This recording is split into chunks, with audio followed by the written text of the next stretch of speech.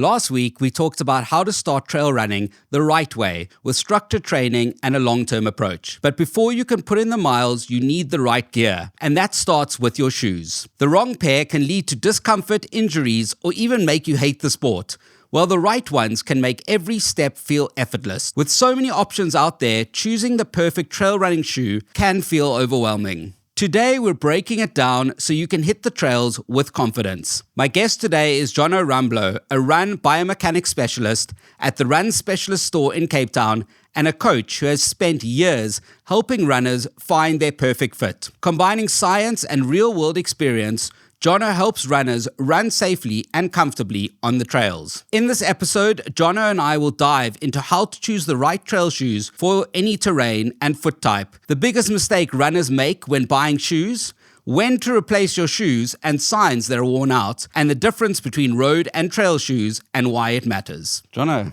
Dean. Welcome to the Trail Chasers. Thank you very much. I feel like I've been wanting to have this discussion for about a year now. So I'm sure it's longer considering how long we've known each other. Yeah.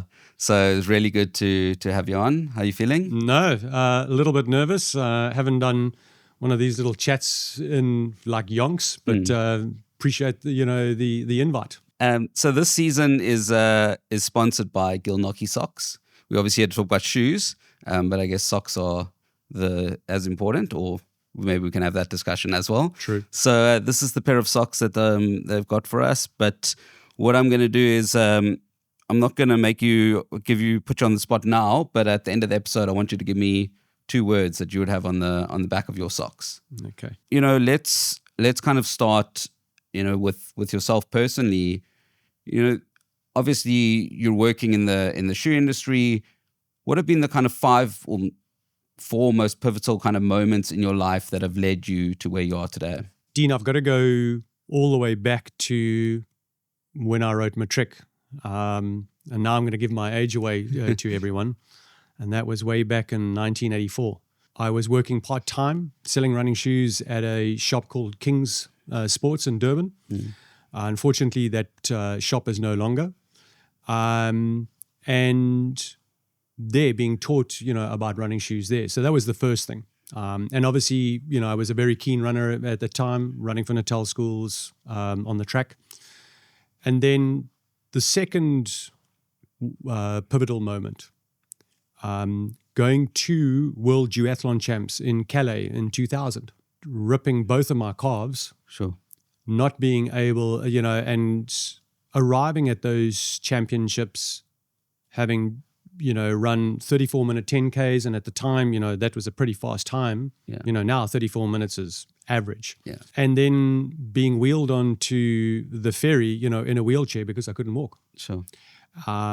Getting back to South Africa, and 6 months of investigations with physios, podiatrists, etc., not getting anywhere, and then making the bold decision, which was the third pivotal moment, of moving overseas to go and study. Sure. Which leads into the fourth one. While I was studying and working part-time on a contract that I was very fortunate to have secured with the gym chain David Lloyd, I was approached by 2 guys who had just started a company called ProFeet, and the next thing I was offered a job. Sure. And then started my training with them in the lower limb biomechanics world. Loads of time in France, at a company called Citus Conformab. Learning from RScan, the pressure pad guys out of Belgium. And what I thought was, I'll go there and study for 3 years and come back to South Africa. Ended up, staying for 9.5 years, and only came back because of the financial crisis, back end of 2008, beginning of 2009. Yeah. So I think, had I not got injured, I don't think I would have followed the path that I did. And I've got so passionate about, running and wanting to help, runners per se.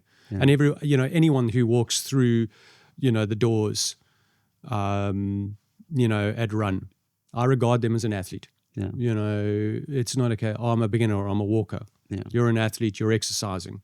let's help you the best that we can. And I'm sure you do have a business card, or maybe you don't. But if you have a business card, what would it say under your name?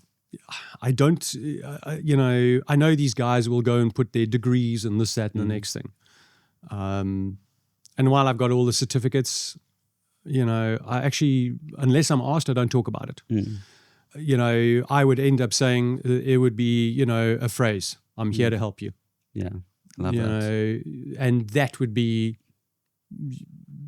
apt in what I do and how I approach it, and indeed, how we approach things, in the shop. Put it that way. So this season is all about kind of the beginner's guide to trail running. We are going to try and take people through that kind of process.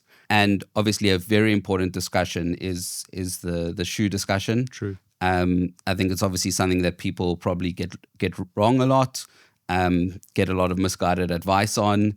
And I think I've said it, before to my guests that these episodes are not meant to be like a comprehensive guide, but more just to get people kind of thinking in the different directions. So very grateful to have you on. Each episode is kind of split. We're going to do a couple of questions about shoes, and then we're going to have a bit of a break for a bit of a lighter question. So, you work at the run store. When someone steps into the store and says, "Can you help me?" What is that process? What does that process kind of look like? It's very simple. One, who are you? So, it would be a case of, hi, Dean, who are you? What is your running history or your sporting history? Those sort of prior sports will have a direct impact on what you're doing right now. Secondly, what's your injury history? Yeah. A lot of people forget that little falls here, little tweaks there have a direct impact, especially if that fall or tweak or injury happened sort of either before the first and second developmental phase or in between those two developmental phases as a young kid. And obviously those different ages there. And then last but not least, find out, what's your goal?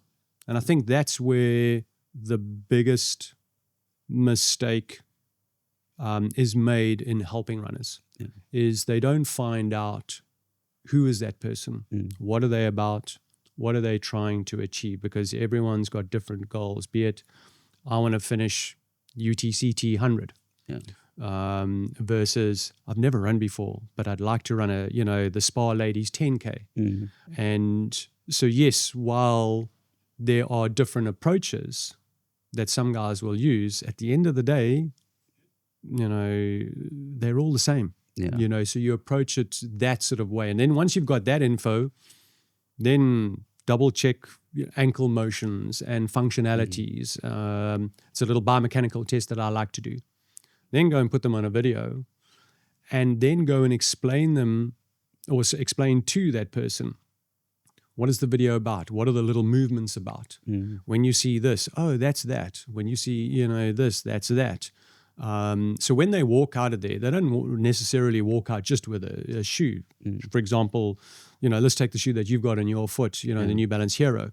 It's not just about, oh, Dean, there's your shoe. It's a case of, right, Dean, I want you to work on, a little bit of functional strength. So I want you to go and research this. I want you to go and work a little bit on your mobility, or I want you to go and work on a little bit of flexibility. So we'll actually give people a lot more advice than what they bargained on receiving, so that it becomes a big picture. As in, how do I become a more efficient runner, rather than, is the running shoe just going to help me? No, not really. And it can be a 40-minute process. So guys, need to understand, if you're coming to us, be ready for that. Length of time. When you look at people that walk into the store, what is the level? Is it a lot of people that have never run before coming in, to get their first pair of shoes, or is it more people that have made the mistakes and are now coming, to correct them? It sort of ebbs and flows through those various sort of, groups, Dean. What we've seen lately, or post-COVID, beginners. Everyone all of a sudden discovered the mountain. Yeah. Trail runners were getting upset because it was like rush hour traffic.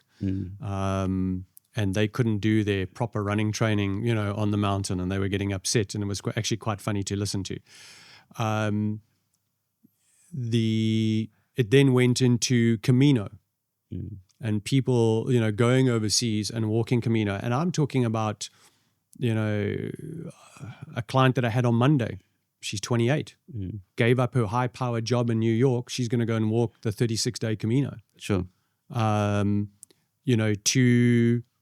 the 60-year-old who, dare I say, wants to go and find themselves again, versus the beginners. And the last but not least, I think the biggest thing at the moment is the running communities. Yeah. And that has exploded, certainly in Cape Town, because obviously, and I don't know about the other cities, Durban, Joburg, Pretoria. But if you go and look at the different running communities at the moment, those groups have exploded. Yeah. I'll take community track. Yeah. Wow. To see 300 people pitch up at an athletics track to go and run. That's never been heard of before. Yeah. So it's great to see. I would say at the moment, it's just a variety, and it ebbs and flows as the year goes by based on what's happening and the weather, and so on. So there's no real right answer, I would say. And the split between road and trail at the moment? It's fallen backwards. At one stage of the game, it was sort of 55 road, 45 trail. That's gone back to the sort of 2/3, 1/3. But I think that's primarily driven by road running having come back to its full potential post-COVID. Yeah. And I also think the cost involved, unfortunately. Don't get me wrong. I'm fully aware of, the costs involved in events because of my involvement, with triathlon. So, but, I go and look at it from there. It's easy to pitch up and pay 100 Rand for a road race. Yeah. We don't really have too many trail races in South Africa. That's $100. Yeah.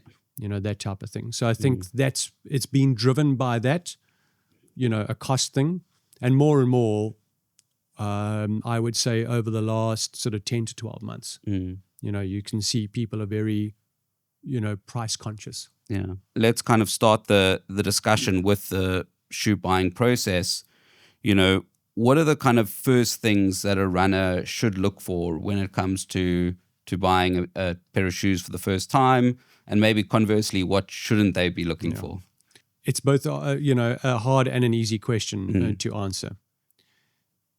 My biggest experience is a lot of runners are, I'd like to say, brand bullied.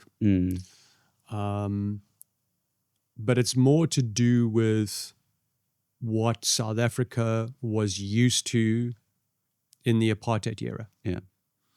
And what brands were freely available during that era. And so the older runner, and I go and place myself in that category because I am, they only really know, the two brands that were readily available at the time. Yeah.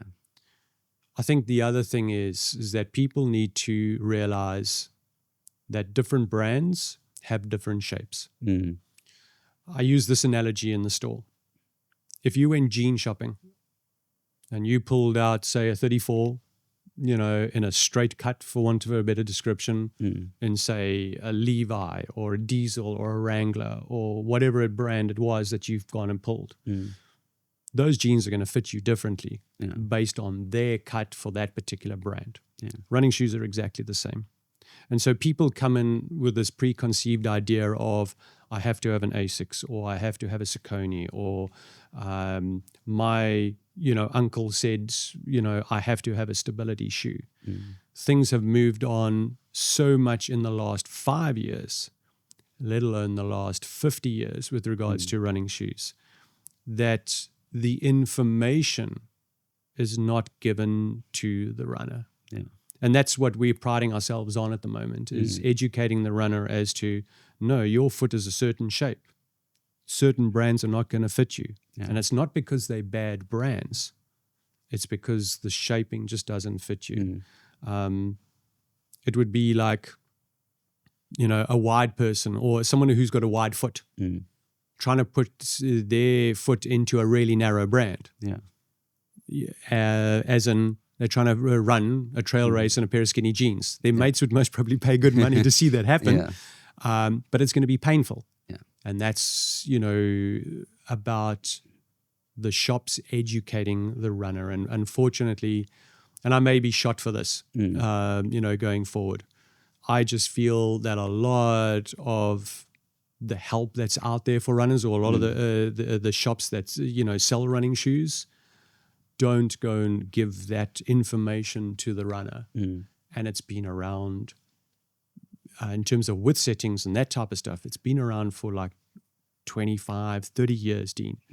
And I still to this day, I still see people come in, I've been told to get this brand. And they've been chosen, they've been given a brand that is as narrow as anything, and they've got a super wide foot. And I'm thinking, no, not happening. Yeah. So misinformation, that's what the runners need to be careful about. And I think last but not least, podcasts, and shoe reviews. Don't get me wrong. I think podcasts, shoe reviews, and getting information out into the public domain, absolutely fantastic. There are a lot of guys who don't go and put disclaimers on their podcasts or their shoe reviews of, if you're a wide foot, this shoe's not going to be, or if you're this type of runner, this shoe's not going to be good for you, blah, blah, blah. That type of thing. And those podcasts influence a lot of runners to say, oh, that shoe, that we had a great review, I must go and buy it. Yeah. But they forget there's other parameters that are involved. The question that stems from that for me is why, on both parts of that, in terms of the retailers giving that incorrect information, and then also why in terms of the brands, if you say like all of this information is out there, why do brands only accommodate certain styles? Is it kind of just a cost implication, or, why? Because you would, as you were saying with the jeans thing, you'll get a Levi's skinny, you'll get a Levi's, so why are brands not accommodating every type? Dean, I think it's very easy, and you mentioned it right now. It's a cost thing.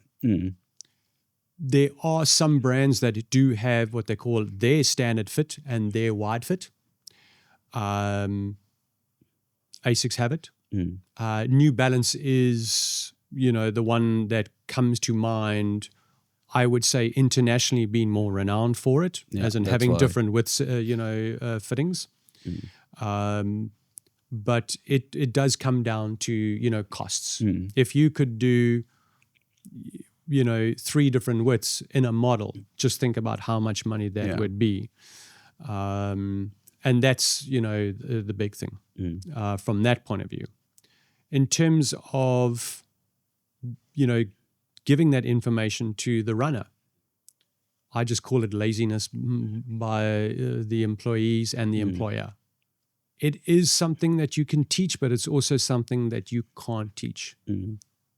When my guys, start with me, I have a certain, process, and I go, and that process allows them to learn based on their own experience. For me to go and train someone on every single solitary shoe, it's going to take ages. And secondly, I'm looking at shoes, in March and April of this year that will be coming out next year, January, February. So I'm sort of, looking in a crystal ball, when we go to these, what we call buy-ins or some call sell-ins, looking at what's coming out, what's super new and what's going to be fancy, and trying all of these things on. So yes, I get that opportunity, but it's nice to put it when the final product does come in, to put it on my foot. And that way I can say, right, my perfect shoe for me is X. how does this compare to X? Yeah. You know, be it road, be it trail, you know, be it, you know, a running pack, for example, you know, that type of thing. So it's about getting involved because the brands do, you know, there is training for the guys. You would mention, you know, like shoes that, you know, new models come out. Do they kind of stick more or less with, you know, if it's say a wide shoe one year, it'll be a wide shoe the next year, or it's this type of foot style, or do they kind of change that up completely? No. So the brands will try and keep it as close as possible. Okay. Yes, to a certain degree, if there is a change in the material on the upper, it might fit or feel as if the fit is narrower than the previous model. Yeah. But if you go and measured the inside of the shoe and you measured the length of the shoe, invariably those are pretty much, you know, exactly the same. It's just the way that the shoe's been put together that it'll feel narrower or it might feel smaller. Having said that, though, it is common knowledge that some brands have come up half a size smaller than, or a model in a brand has come up half a size smaller than the previous year. To be honest with you, it's not a biggie. Yeah. But there, it's a case of, do you understand, you know, do you have that knowledge and say, right, so, oh, you were size 5 in that, we're putting in a size 5.5. And, you know, and people will say, oh, no, that's too big. And then you end up explaining to them and show them physically, you know, why. Yeah. And then they'll understand. Yeah. Yeah. I find that a lot of brands now are using I don't know how you would refer to it, but like the tongue, you know, where it's attached. Yes. And having a very wide foot and a very like thick foot, you know, I find that new invention is quite, I've had to cut out a few tongues of it is, you know, and it is pity, you know. Yes, you can go and very carefully slice it, and of course then you're, you know, when you do that, you're voiding the warranty claim or, you know, on the shoe. But they have learnt, you know, in some of those. And I think that was brought in because of the tongue keeps sliding and the guys don't like using that sort of little loop at the top of the tongue to thread the laces through because they just felt claustrophobic or whatever the case may be. So, the brands do, you know, they have learned from that first experience where it feels like a sock. Yeah, exactly. Compression sock, yeah. And, you know, we can say like, how does foot shape and running style impact, you know, but let's take it back. What is foot shape? What is running style? You know, when we kind of mention those terms. Okay. Let's start off with running style because that's the easiest to explain. In my world, as in lower limb biomechanics, the way that I could video 1,000 people, they'll all run differently. Sure. That difference is basically down to 3 things. 1, the functionality of the muscles. And I'm talking about from sort of the belly button down, shall we say. How effective, you know, and efficient are those muscles. 2, the flexibility of those muscles. And then last but not least, the actual mobility of hips, knees, you know, or ankle. Yeah. Over and above that, you can't forget sporting history and injury history. So running gait, you know, it changes, you know, in the first 3, you know, points that I mentioned will go and change the way that you run. So you can't really force it. It's going to be natural. Yeah. You know, it's for you. Foot shape. That's just your DNA. Yeah. You know, is your arch a little bit lower than normal? This idea of you're a flat foot. It is a term that is very loosely and incorrectly used. Flat foot means that there is no arch and your whole foot is in complete contact with the floor. Yeah. You could see that on a pressure pad, or you could do the old rudimentary test where wet the foot, put it on a piece of paper, and hey, presto. As soon as you see a little bit of a curve, well, you're not flat-footed. Yeah. I think the misconception there is that if your arch is low, or if your ankle is rolled in a little bit more than what it should in the medically accepted, norms, that is deemed as being a flat foot. Yeah. So yes, you might have someone who's got a low arch, which looks wide, but because of the nature, the sort of the shape and size of their foot, they might be shallow. So they're not physically wide. Yeah. As opposed to someone who's really chunky. Yes, you get some guys who are really wide where you've got to organize a 4E shoe. And geez, we're talking, super wide here. Yeah. But, wide is relative to what you learn, on the course that I did. And also, any anatomy and physiology 101, for med students, for physios, for bios,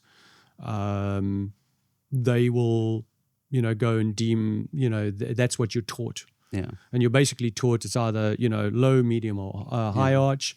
You're either neutral, pronated, or supinated, as in pronating being rolled in, supinated being rolled out, and, X, Y, and Z. But a lot of that information is not explained properly. So, like I pronate. Well, great. You're supposed to. Yeah. It's, how bad do you pronate? Yeah. And why is there a pronation? That's what's not explained. Yeah. So you'll, once again, my guys, I will go and teach them. Look at your foot. What are you? Understand which shoe fits you. What is the shaping of that shoe like? Now, when you're looking at the customer in front of you, how does their foot compare to yours? Is it wider than yours? Is it shallower than yours?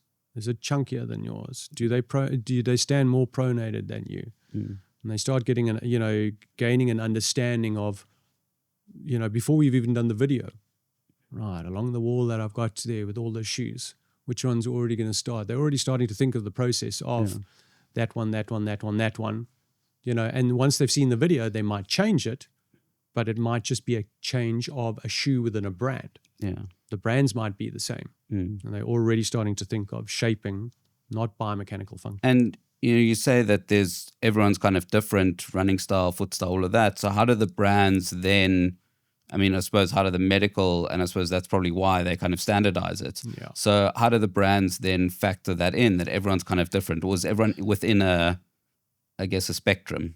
I think if you go back to, traditionally, and when I say traditionally, I'm talking about, running shoe brands that have been around, Saucony, 1898, Brooks, 1911. And then you get your others like Adidas, which, so on and so on and so on. But let's go sort of from the 1950s. Shoes have been made sort of with what the foot looks like. Let's take the new kids on the block. And specifically, I'm going to talk about Hoka, and I'm also going to talk about Ultra. There are two brands who have gone and looked at foot function and the actual biomechanical processes of the actual body. And they've gone and designed shoes around those principles. And I think that's one of the reasons why those two brands have been so successful. And it's actually forced, in my personal opinion, the other brands to actually change. When Hoka first came on the scene internationally, I would say they were the ones who started this war, and I put war in inverted commas, with thicker shoes and high stacks and what have you. And all of the brands sort of rushed to have a shoe that would, go directly against, that particular model, of Hoka. Or, the different levels, of models within, the brand itself. And you've actually seen how a lot of the brands have backed off and they're doing their own thing. So yes, the approach has become a lot more scientific. Salomon, tried it, using a gent who I regard as one of the most revered podiatrists, podiatry, brains and biomechanics experts in the world, a gent by the name of Simon Bartold, who I've had the pleasure of being in lectures, or where he's lectured. And Salomon asked him to consult for a while, and he did. And you saw a drastic change in the way that they designed their shoes. The two guys that started Hoka, they've been in the industry for ages, approach it from a medical point of view. Yeah. The two guys that started Ultra, two medical doctors out of Salt Lake City in the US, approached it from a medical point of view. Yeah. And so you've seen that change across all of the brands, not necessarily using podiatrists and doctors, but being approached, right, what is the body doing? Yeah. How do we counteract that? Yeah. And so the shift is great because the runner is actually benefiting from science for the first time in a very long time. Yeah. Are we getting to a point where you'll be able to kind of customize your shoes based exactly on your foot? Adidas tried it. As in you could have a shoe, 3D printed right there and then. On are trying it at the moment.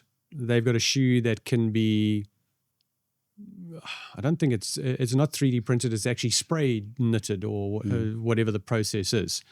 And if I remember correctly, it's actually a 4-minute process that they can actually, get the shoe, done and dusted. So can it be done? Technology's out there. Is it, viable? Well, unless you're a millionaire, the answer is, no. One's just got to have a look at, the top Adidas shoe. Where at last year's, Cape Town Marathon Expo, I think they were selling them for 12 grand or something like that. Yeah. And they sold, I think, 7 or 8 pairs of them. Yeah. And you can only wear them for one marathon. How many people can afford that money? You say 3.5 to them. Yeah. They're already going, ooh. Yeah. 12 grand. So yes, we are already at that age where you can have something customized. Only the rich can afford it. Yeah. And I think it'll end up dying very quickly. If not, I don't think Adidas have continued. I must admit I haven't kept up to date with what they were doing on that particular shoe. But I know on their new spray-on, design shoe, that's only just started. And it appeared at the Olympic Games last year. In fact, it actually was worn by the lady who came second in the triathlon. Sure. She wore that shoe. But it's out of reach for everyone. You're speaking about kind of the running styles and the foot, obviously your foot shape, I assume, doesn't change, or does it? Well, it depends on who you talk to, Dean. Let's start off with the men. Yes and no, based on body weight. Yeah. Okay. But invariably, I'll take my foot. I don't think my foot's changed. Since high school. Yeah. So I don't think really. In ladies, I'm looking at you straight away and saying, really sorry. It does change.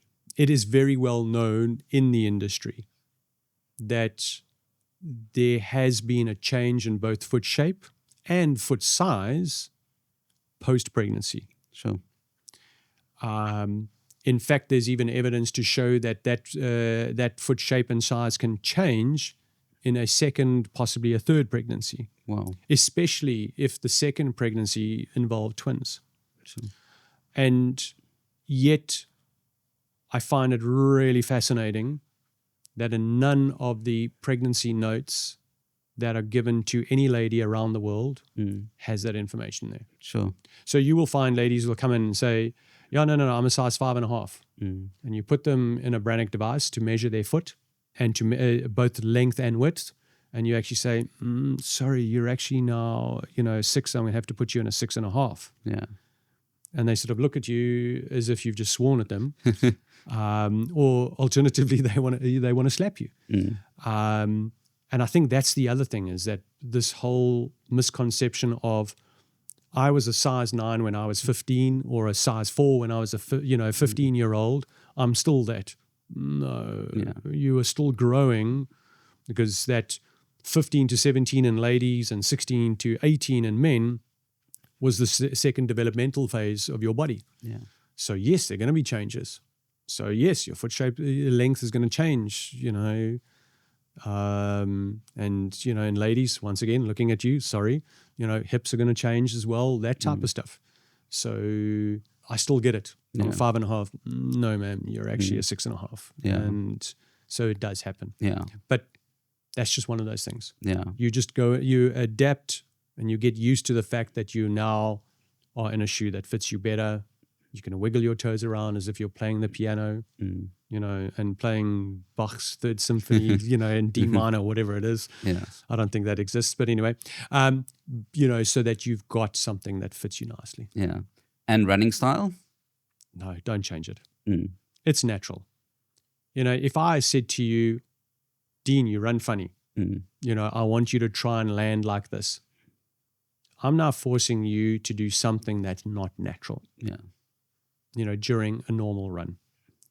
It's different if you were with me at a track session where the 15 or 20 people that are in front of me, I'm doing drills with. And I'm doing a specific drills training session to try and make you run more upright. Not necessarily land different, but try and change your technique so that you can become more efficient. Yeah. If the best thing I can say in terms of telling runners that won't affect their running technique negatively is stand tall. Yeah. But please don't pick yourself up from your shoulders. That is the worst thing that you could ever do. Find your belly button, okay, and pick your hips up from your belly button. Yeah. Okay. I've often said to people when I look at them at track, some, prominent runners, both top level, provincial guys, from junior level all the way up to masters. And I sort of, at one session, I actually shouted at a guy who was number one, in South Africa in his particular event as a master.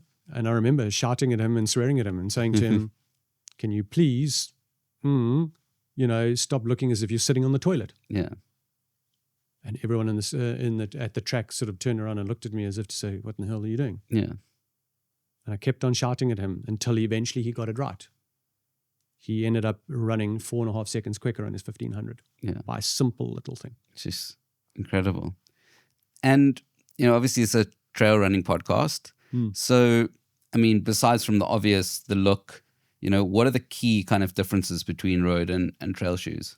There's only really two things. One, the upper, it's a little bit more robust. Yeah. And two, the outer sole. It's designed for trail. What a lot of people don't realize is that trail shoes, the cushioning from trail shoes, was actually derived from road. Some shoes actually, and once again, I'm going to allude to the shoe that you're wearing. That sort of cushioning, you'll find the exact same density and what have you, and foam or, cushioning system in a road, brother or sister, for want of a better description.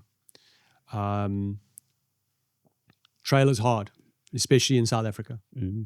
We did a blind study, in Bree Street. And the questions were very simple. How long have you had your running shoes for? What's your, your average weekly mileage? And, what are you doing? Are you running races? You're just running, for the sake of running, that type of thing. And we actually worked out, and we did this blind study, by the way, for over 18 months. Sure. So it was random. Everyone who walked through the door, it was trail. And we actually worked out that runners were getting about 1/3 less usage out of a trail shoe in the South African conditions than what our European and American counterparts were. And it was primarily driven on two factors. One, the harshness of our terrain. And two, the fact that our routes are not maintained, on a regular basis. Yeah. You take a European to Jonkershoek. They're blown away by the scenery and the beauty, and they're, we're going to go and run it again. No, it's too hard. Yeah. Yeah. So yes, our shoes don't last. And that's the other thing that runners need to accept the fact that their shoes are going to run through a little bit quicker, on trail, versus road. I think the other thing that I'd like to mention on that, we've actually started moving away from how many kilometers can I get out of a shoe. Think of it this way. If you and I went running together every day, all right, and we had a third person or a fourth person join us, and number 3 was a little bit slower than you and I, and number 4 was even slower still, all right, but we've run exactly the same distance. At the end of the day, runner number 4 would have spent a hell of a lot more time in their shoe, which means the impact on the shoe is greater than you and I, being the more efficient, perfect runners that we are. Yeah. I'm the slow one at the back. So this idea of, should I get 800K or 600K out of a pair of shoes doesn't really work. Yeah. Because your 600K is 60 hours. My 600K might be 50 hours. Someone else, it might be only 30 hours. Yeah. But the fact that you've put, a hell of a lot more time and impact on the shoe, that impact has a direct result of how long your shoe will last for. So you might find that you're changing at 600, I'm changing at 700. The more efficient guys most probably changing at 900. Sure. But we've all run the same distance. Yeah. And I think we need to start thinking along those terms, because none of the brands in the last, I'd say 5 or 6 years, barring Normal, and that's because Kylian Jornet has gone and openly said your shoe should last, X based on his own personal testing. Yeah. None of the brands have said your shoes will last for. Yeah. Those days are long gone. And so then how do you kind of determine, other than bringing it to you and saying, are these done, I think you as the runner will start feeling. So you might have, a fairly cushioned trail shoe. The next thing you go for a run and you're just in Newlands Forest, you're trying to take a nice easy jog, and you're feeling every little bump, pebble, stone, unevenness, on the surface, and you're just running on the, the road section in Newlands, not even off the beaten track. Yeah. Secondly, if you turn a shoe over, have a look at the wear and tear on the bottom. Look at the lugs. Have they gone? Initially, most of the lugs on most of the shoes are sort of what we call 5 mil thick, or stick out by 5 mils. Some are 7. So you'll quite easily see if the lugs are missing.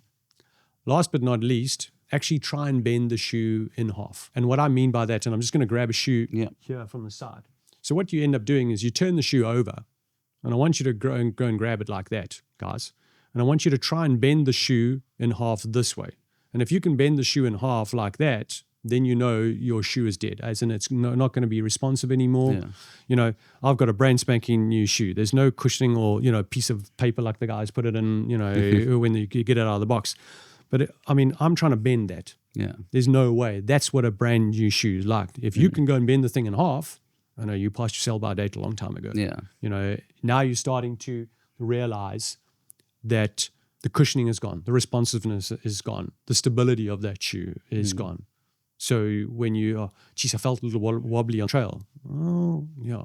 Have a look at your shoe. So what we've done is we actually found an old shoe, because we have them on display over here. So I want you to show us, give us a kind of tangible example. So I'm just going to turn it like this so you guys can see, here on the camera. So you can actually see here on the forefoot where this is almost as what I call as smooth as a baby's bottom. Whereas you can still see the lugs, and if I turn the shoe sort of sideways, and hopefully you can see on the camera how the lugs still go and stick out. So that's what that area there was like, prior to it. We were talking about how bending a shoe. Yes, you can see just general wear and tear on the shoe, pretty hectic. The air conditioning has, built-in air conditioning has already come through, and we'll talk about that a little bit later if we've got time.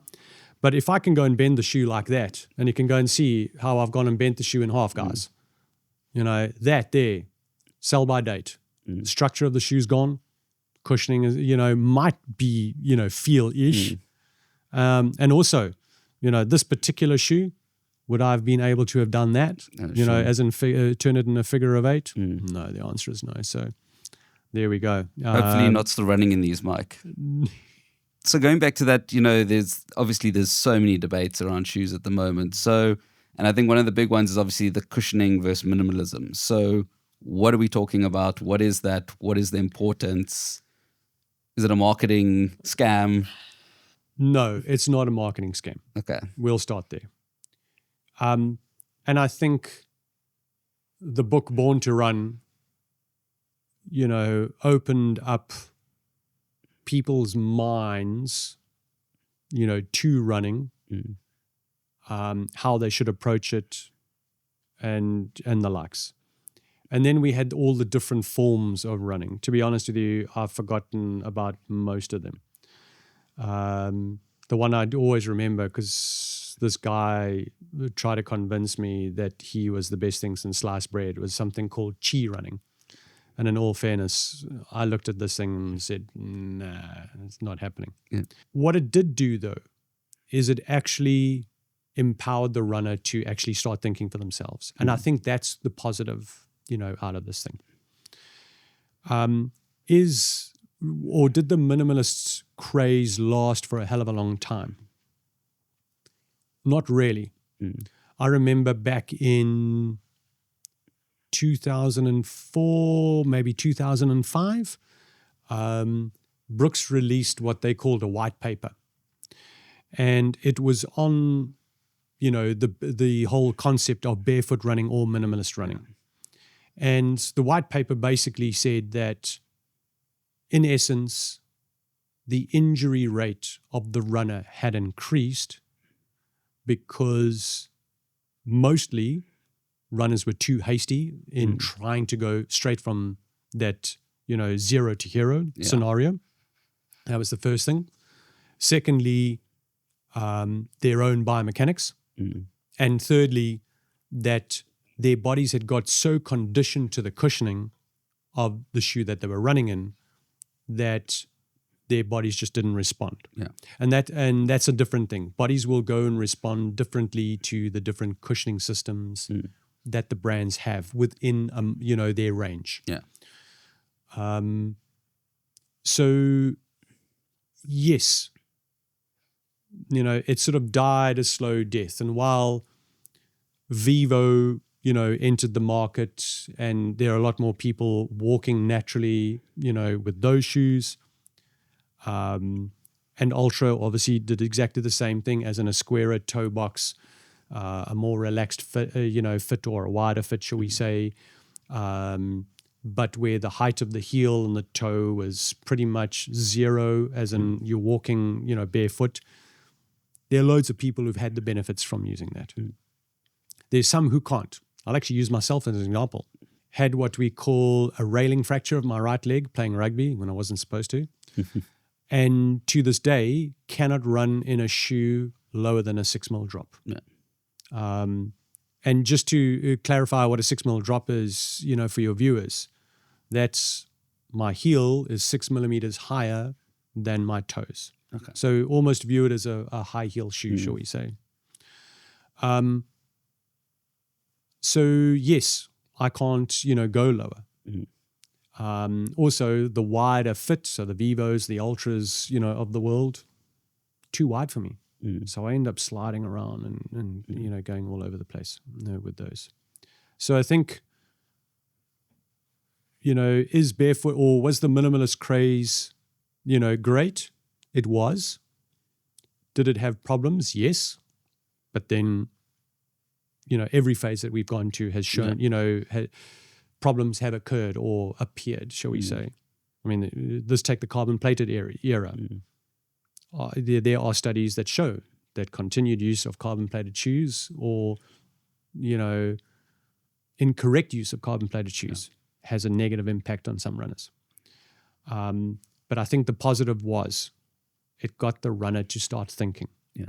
and make, dare I say, an informed choice about can I run minimalist or do I need cushioning? Yeah. Do I need a low drop or do I need a high drop? Do I need, a thin shoe or do I need a thick shoe? Which we in the industry call stack. Yeah. So it had its merits. Yeah. But it's not for everyone. Yeah. So there's no right or wrong way. It's just it's as we've discussed, the running styles and No right and wrong. I mean, at the end of the day, you've got to, or we'll guide a person into a shoe that we think is going to be best suited, A, their foot shape, B, their natural, biomechanics, and C, their running style. It may not be a minimalist shoe because of X, Y, and Z. Yeah. But then that's us going, a lot deeper into the scenario. Yeah. And I'll use a single, quick example. Someone who's got an ankle that moves around a hell of a lot more than normal. We call it hypermobile foot. Yeah. Should they be running in a really thick shoe? Oh, hell no. That's like them running on a platform. Yeah. They'll be even more unstable. So the closer to the ground they are, not necessarily in a minimalist shoe, but the closer they are to the ground, the more stable they will be. When people come in, not from beginner, but come in, like having made mistakes. So what is the most common thing? Is it incorrect fit? Is it, what are you kind of seeing as a kind of problem? Wow. I think the big thing is guys that have been told they pronate, but they haven't been told what the cause is. So pronation is the symptom. Yeah. And the cause has never been addressed. Okay. And they placed into a shoe, and when you go and look at it on the video, and you go and say, look at this, and then you go and show them, do a barefoot video, and you go and say, this is what your body does, and you explain it.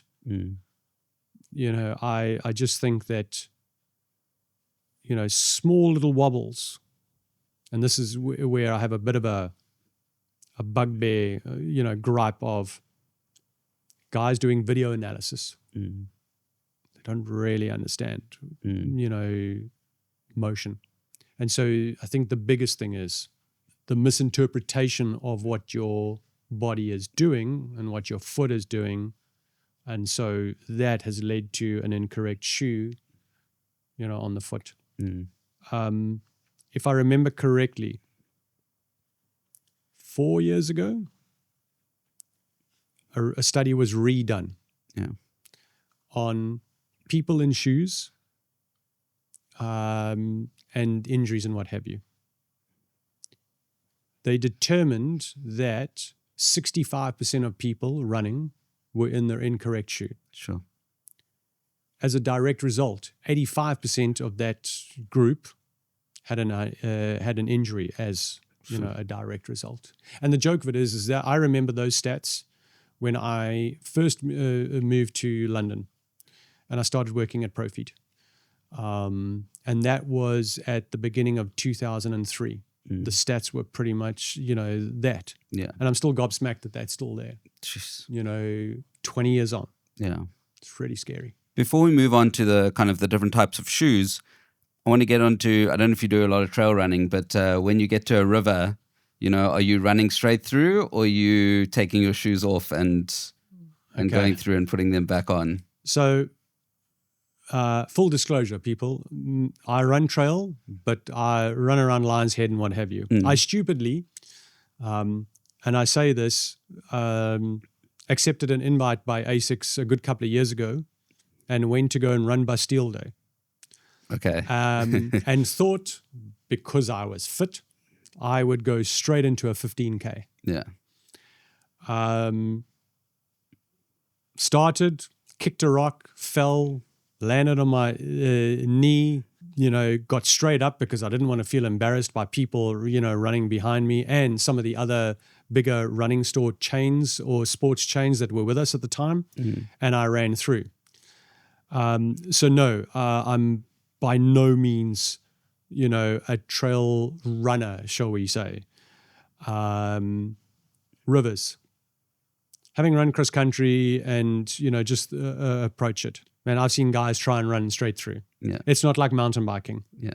You ride through and you hope for the best.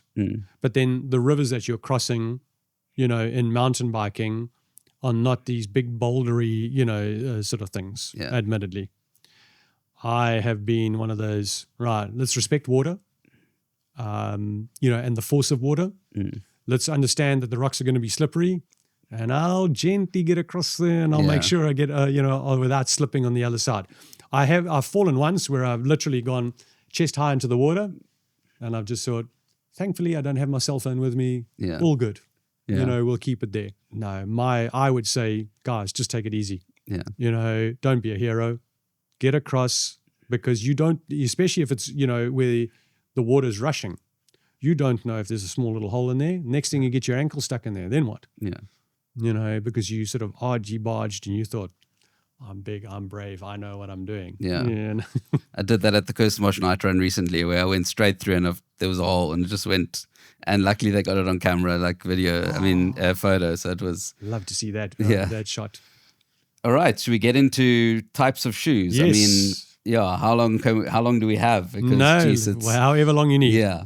So, how do you kind of assess, go through it? How do you, what is the kind of parameters, the framework? Dean, I think if you look at the industry, they have sort of kept the, shall we say, the different categories pretty much the same. They haven't really changed. The only big change is the introduction of plated shoes. Yeah. And obviously there's different types of plated shoes, and we'll chat about that just now. And then the other big change is that category that was called stability or over-pronation shoes or corrective shoes, whichever description you would like to use. And how that's changed to be more of a holistic nature. Okay. And I think that change is as a direct result of science and as a direct result of understanding the body a hell of a lot better than what we used to in the 60s, the 70s, and the 80s. And the 90s, to be honest with you. In fact, you look at, and I say that, you look at gym training in the 90s versus gym training now. It's a huge difference, that type of thing. So I'm going to start off, let's start off with carbon plated shoes. So I'm just going to pull 3 out for you. Yeah. Right. So hopefully you guys on the camera can see what I've got here. Oops. Is that a trail? No. So these are a road, but and there are trail variations of this. So, and I'll talk about trail, guys, because as I said earlier, your trail shoes are basically derived off here. And I thought, let's have a look at it. Full on racing, which by the way, there is carbon plated shoes for trail. Should there be a carbon plated shoe on trail? What the people were thinking. Once again, personal, sort of chirp here. I don't think. You're not getting the full benefit of a carbon plated shoe that you would on road. Yeah. So you get your all singing, all dancing, super lightweight. Then you get your slightly dumbed down version, possibly still a full carbon plate as what you get on the racing, with a much firmer or heavier cushioning system, or what we call midsole. You get a variation of this shoe, which is basically a nylon plated. And then you get the good old entry-level plastic plated shoe, pretty much the same firmness, in terms of cushioning from there. And varying in prices, up to silly money, that type of thing. Yes. Salomon brought out a shoe called the Pulsar, which was basically a piece of a plastic, shall we say, underneath the actual forefoot and extending all the way down to around about sort of halfway down the arch. Yeah. A lot of guys liked it. A lot of guys just felt a little bit too hard, especially if they stepped on a really sharp stone and that pushed that plastic, really heavily, into the shoe. But this sort of category for road, great. For trail, I don't think, it should be here. Yeah. So let's go and look at, what trail shoes, are. So what is, a carbon plate? What is it? What is it meant to do? Dean, it depends on the shaping and the positioning of the plate. Theoretically, it was designed to help with propulsion. Yeah. So depending on which cushioning system you were using, and the different brands, have their own, different cushioning. For example, Adidas has something called Dream. Okay. This is called what they call NZ, not energy, NZ. Cushioning. This depends on which shoe you're, talking in terms of ASICs. So each brand, they have gone and blended a mixture of the three different foams, shall we say.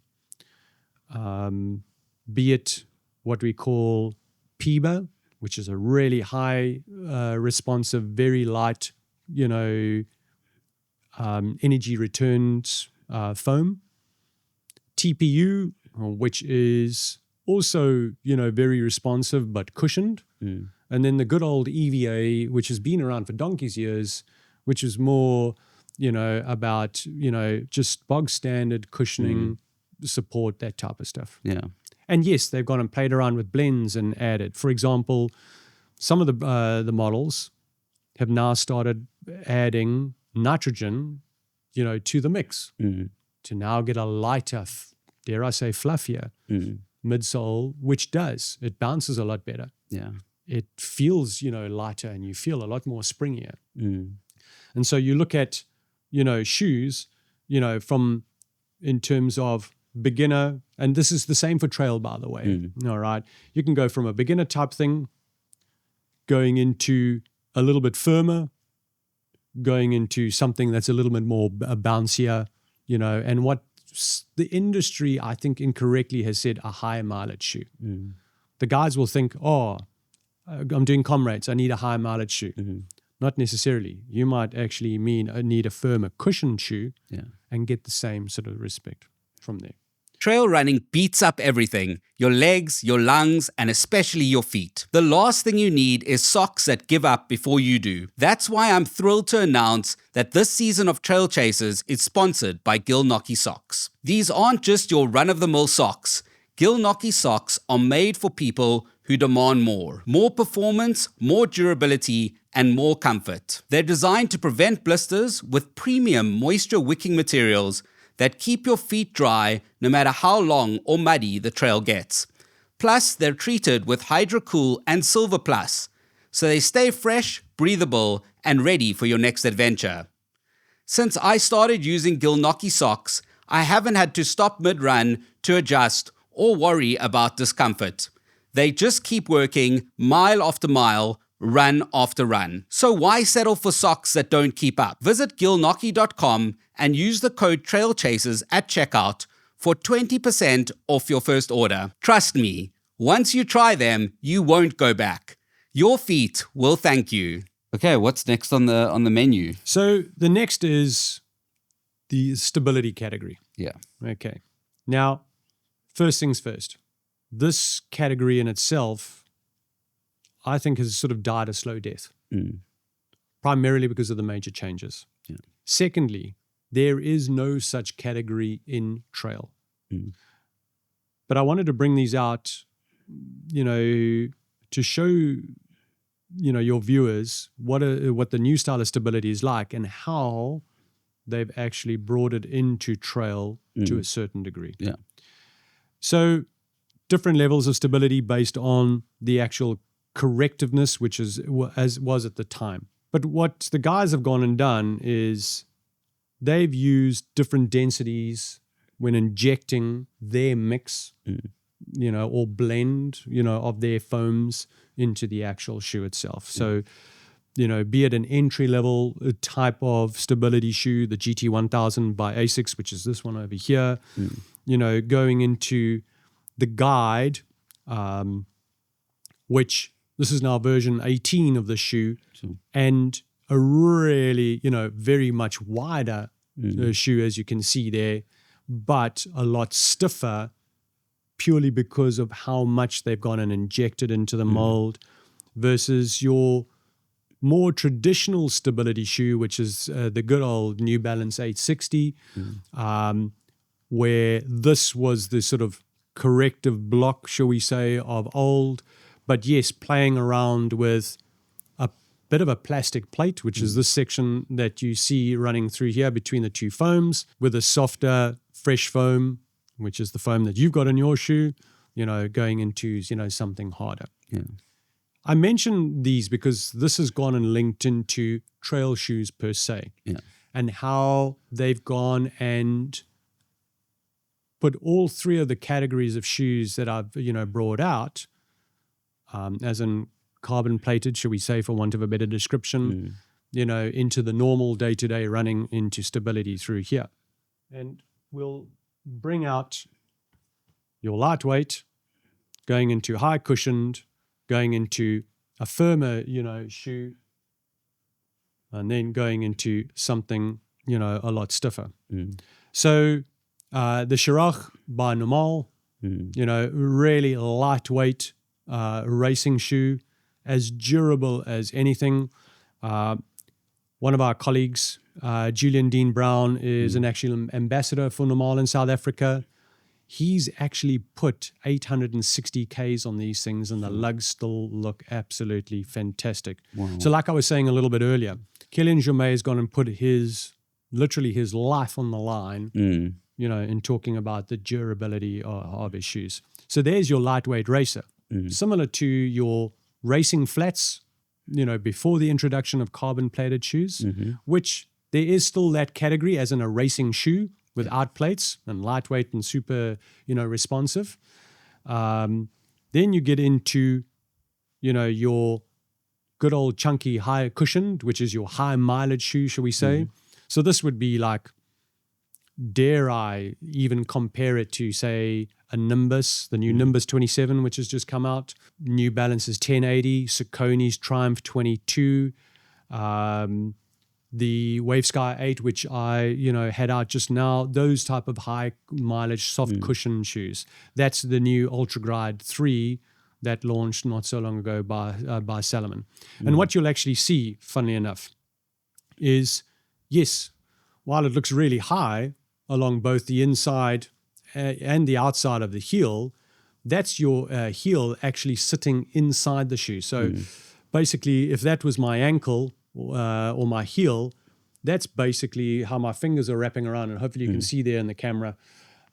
That's what the shoe is actually doing, is it's actually wrapping around to give you a little bit of natural stability and cushioning. What's really interesting is Salomon, and hopefully the camera will see this, and I'll show that to you there. Look at the little dimples on the bottom. Oh, wow. So this is something that's completely different, and the thinking is that the shoe will go and form around the little rocks and stones, as you go and run, theoretically creating a more stable surface, as in, here's the rock, the shoe forms around it, okay, we're stable, we're not going anywhere.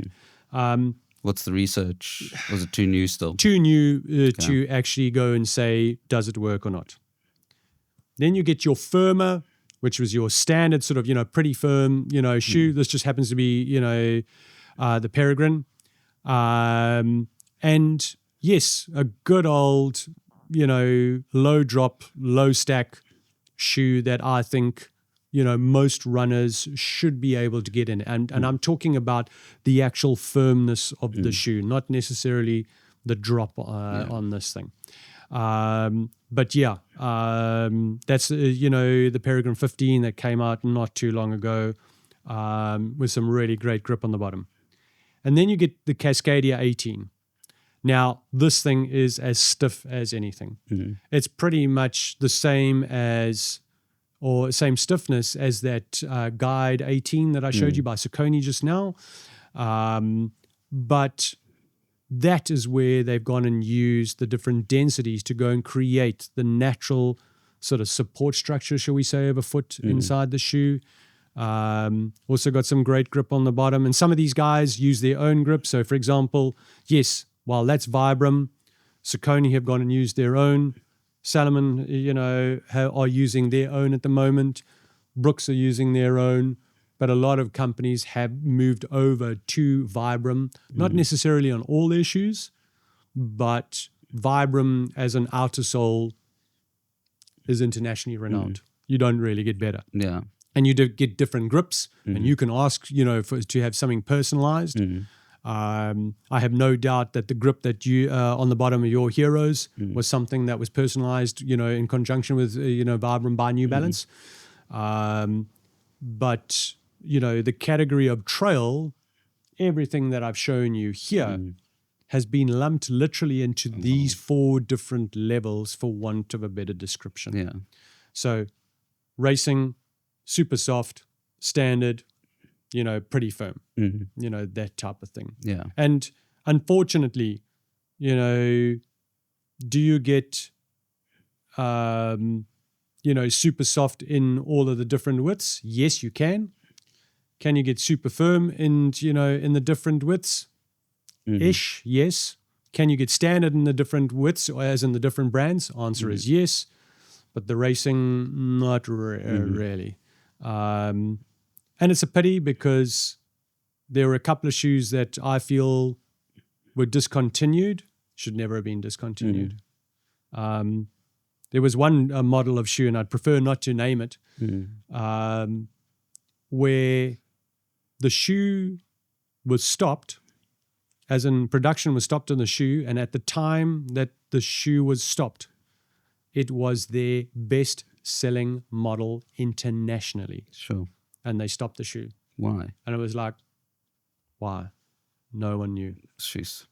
So the approach to trail running and shoe fitment will still be based on muscle, goals, injuries, general functionality, sporting history, functionality of your ankle, shaping of your foot, but not necessarily what I see on the videos. And that's because of the nature of running.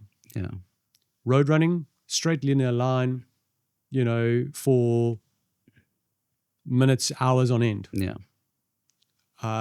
Trail running, you and I both know, you can go and run 15K on trail. It's going to take you, a hell of a lot longer than 15K on the road. But then it's run, walk a little bit, clamber up some rocks, climb up, get to the top, take a breather, then start running again. When you start running down the hill, it's very gently. It's not that, open the tanks and just let your legs take you down, or gravity take you down the hill.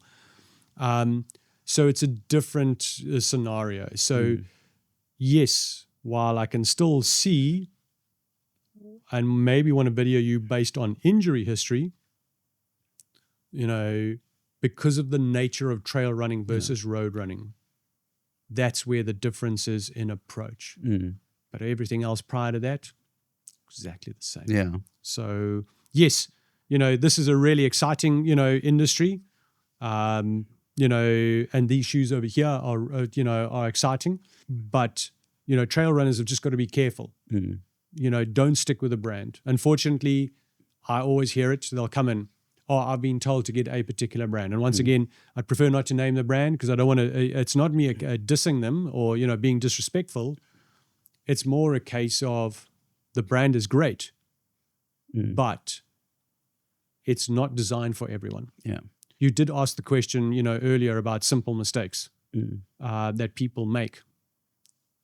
Brand awareness, is the biggest thing, especially in trail running. Yeah. Because they think that particular brand is the be all and end all to trail, I'm afraid. Yeah. So there's basically, sort of, shoe history 101 in 5 minutes, I suppose.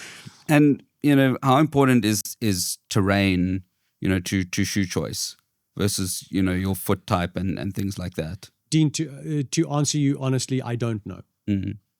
Yes, if you take long runnable terrains or a long runnable course, you might find that the guys will go and choose a high mileage, trail running shoe. Yeah.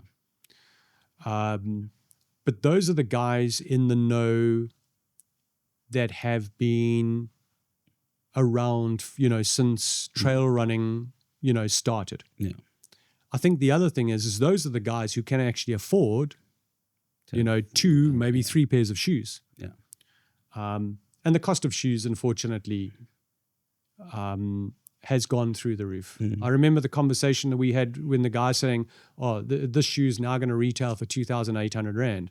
And I remember us sitting around the table and going, "Oh, that's a bit expensive."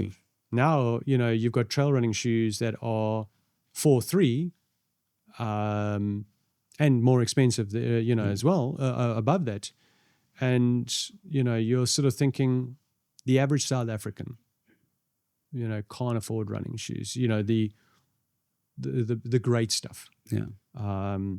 So they'll go to the Mr. Prices and, Mr. Price Sport, and they'll go and buy something that's more affordable, for their pocket. Hey, I can't fault them. I really can't. But, they'll make mistakes. And, when it comes to kind of the waterproof element, the breathability, factors like that, are most trail shoes pretty standard, or is it a factor that you kind of need to consider? All right. So breathability is literally, what is the material like on the upper? How breathable is it? Okay.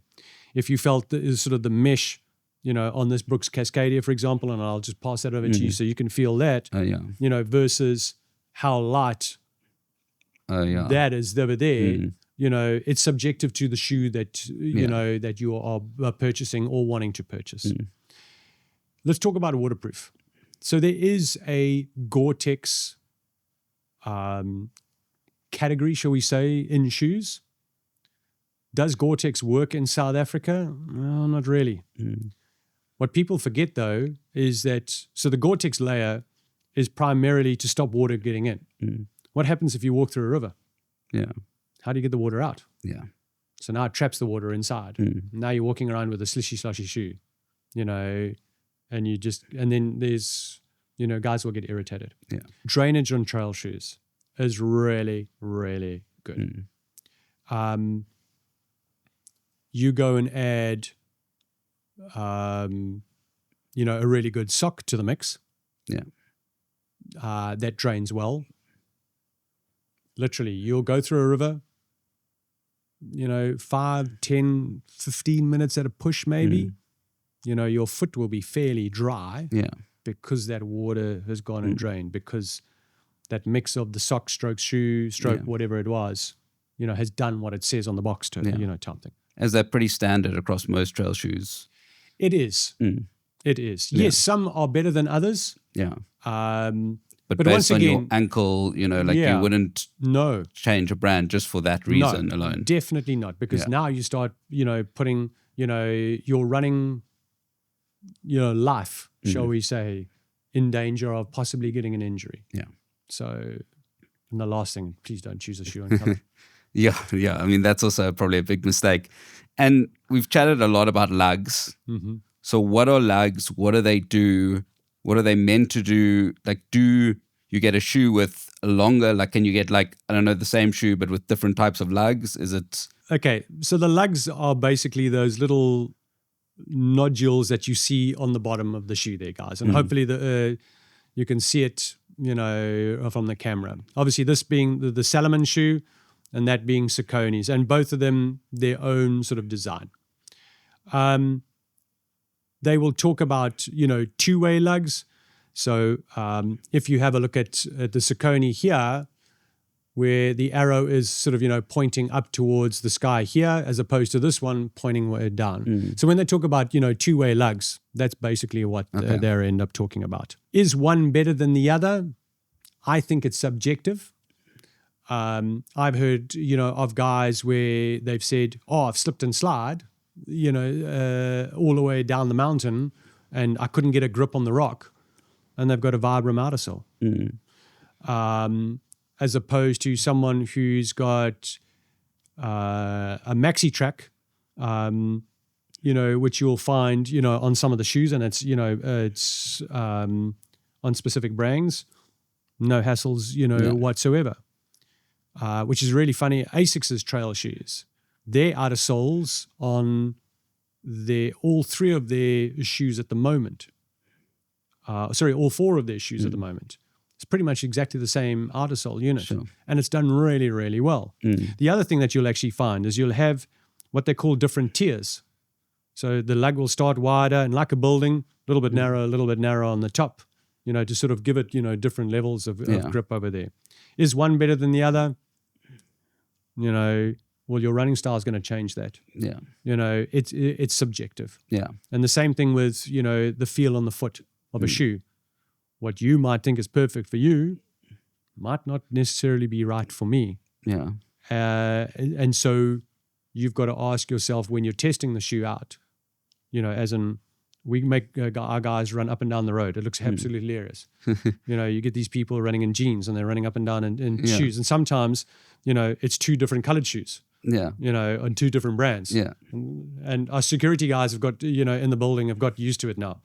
And we all have a laugh about it. But you will soon know, based on 3 simple questions, which is the better shoe for you that we ask.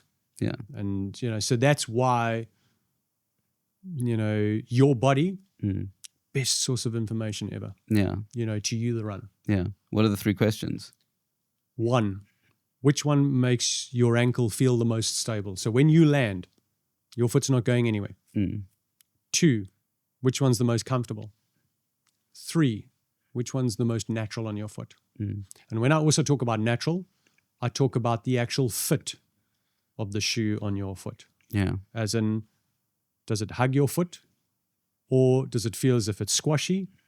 As in it's about to squash the, the air supply out, of your body? Or do you feel lost? As in your foot is sliding around, as if you've got, and I use this again, a pair of jeans that's 3 sizes bigger than what you're supposed to wear. Yeah. You can tighten the belt up, as in tighten the laces up to hold the thing on your foot, but you've got no stability, or there's no natural stability of your foot inside the shoe. Those are the easiest 3 questions that you, the runner, can answer, because that allows you to tell me, Jono, feel good in this, didn't feel great in that, loved the fit of that. Cool. Can we get a combination of the 3? Yeah. And if I've pulled out shoes that I thought were right, but your feedback says something different, I'm going to take those away and I'm going to move to the right. That didn't work. Based on that, where do I go to? Cool. Have I got other options? Yeah. Let's go to those secondary options. Yeah. Until we get to, that's the shoe. Yeah. You'll know straight away. And it's like a Goldilocks thing. It feels just right. Oh, and that sort of glass slipper. It's slid in the foot, and hey presto, we're in business. Yeah. And rock plates. So this is something that started and is still in shoes to a certain degree. If you looked really closely in the bottom of the Peregrine, and I can't really show to you guys right now, but yes, you will see that there's a little bit of what they call a rock plate. The brands have asked not to refer to it as a plate, primarily because they talk about carbon plates, in road shoes. So it's more a case of a rock protective layer. Yes, in your thinner stacked or, shoes. So for example, the Peregrine that I've got in my hands, is that still there? The answer is yes. Do you find it, in that Ultra Glide 3? No, because the cushioning is actually enough, for it not to have to be there. Yeah. So I think the general, rule of thumb at the moment is for the brands is right. What's the how much cushioning is there underneath the toe? Do I need it? Do I not need it? For example, once again, I'm coming back to the shoe that you're wearing. Does it have one? The answer is no. Because the cushioning is thick enough. Yeah. So I think that's where the brands have gone. What's the cushioning like? Nah, I don't need it. Yes, I do need it. When you talk about sizing, and I suppose maybe talk, a bit about kind of comparative. If someone comes in, they've never run trail, do you kind of start with what road shoes they run in, or do you kind of start fresh?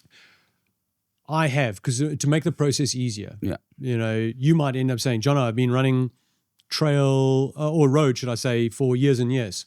Cool, Dean, what have you been running in? Yeah. Oh, I've been running, in the A6 Cumulus, 24s. I love them. Are you injury free? Yes, cool. Straight away, it says to me, right, the firmness of the shoe, what style of shoe, the fit around your foot, hey presto. I will then, to make your life easier, especially from a time point of view, our lives have become really rushed. So if I can save you some time, I'm going to end up saying to you, right, Dean, you've got two choices. The characteristics of these trail shoes match the Cumulus that you're running in currently right now. Okay. So it makes your life a lot easier. I might bring out a third option for you to say, if you want something slightly different, this is where you go. But what I don't want to do is take you from, the Cumulus, which is a fairly firm shoe, into something that's really, soft and squishy and bouncy, because your body might not react to that. And just for the, for the people, watching, I haven't picked up this shoe, I'm just using it as an example, that type of stuff. So yes, that process can be a little bit quicker from that. If you said, I'm running in the Cumulus, but I'm getting injuries, then we're going to start, right, let's understand, when did you get the injuries? How long? Does it start straight away? Does it only come afterwards? Blah, blah, blah, blah, blah. And based on a series of questions, I'm going to end up saying, cool, I'm either going to say, all right, we're going to choose this, or no, I need to get you on the treadmill and understand from there. But invariably, if a guy has said, I run this on road, I'm injury free, I can go and find something, on trail. At the same time, if a trail runner comes, I need to start doing some road because I need to do extra mileage for UTCT. I'm doing the 100 miler. I normally end up saying to them, did you lose a bet? But no, I'll end up saying to them, what is your trail shoe? Cool. Let's try and keep the characteristics the same, as in the thickness of the shoe, the drop of the shoe. I might go a little bit higher with the drop of road because of the extra pressure that it goes and puts on the ankles, the calves, the knees, the hips, etc. So you might say, I'm in a formal drop. Cool. I might put you in a 6 or an 8, that type of thing. But those are decisions, and approaches that I've gone and developed over the, I don't know how many years that I've been in this industry for now. Debunking some of the myths, right, of the industry, do expensive shoes always mean better quality? No. Okay. So what is the biggest marketing gimmick in trail shoes that, doesn't really matter? The fact that the brand, started off as this all singing and all dancing, and is the only, brand. Yeah. That's, the biggest thing at the moment. And once again, I prefer not to mention the brand because I think the brand is brilliant. But in South Africa, everyone thinks that, that brand is the be all and end all and the only trail running shoe in the world. Yeah. And what's the best piece of advice you'd give someone buying their first pair of trail shoes or shoes? Let the guys, guide you based on what you're doing. 2, don't pigeonhole yourself into a distance. You may come in and say, I'm only going to run the Cape Town Marathon 21K trail run. Yeah. To pigeonhole yourself into, I'm only going to do 10 or 15Ks on trail, all right, is the wrong approach. Yeah. You go with the shoe that works for your body, with your biomechanical function, and your running stroke, or sporting and injury history. Yeah. So I'm only doing 5Ks. I want an entry-level shoe. Don't go that route. Because you might find, I'm running more now. Now I've got to buy a new shoe. Yeah. Or you go and buy an entry-level shoe and then it ends up giving you an injury. Yeah. Rather buy a shoe, regardless of distance, buy it that works for you and it's 100% correct. Be it road or trail, by the way. And at the beginning, I asked what 2 words you would have on your sock. What would that be? Be yourself. Love it. Thank you very much. This was amazing. Thank you very much. Appreciate your invite. Subscribe to the Trail Chasers today and ensure that you never miss an episode. And if you know someone thinking about starting trail running, share this with them. It might be the nudge they need to join you.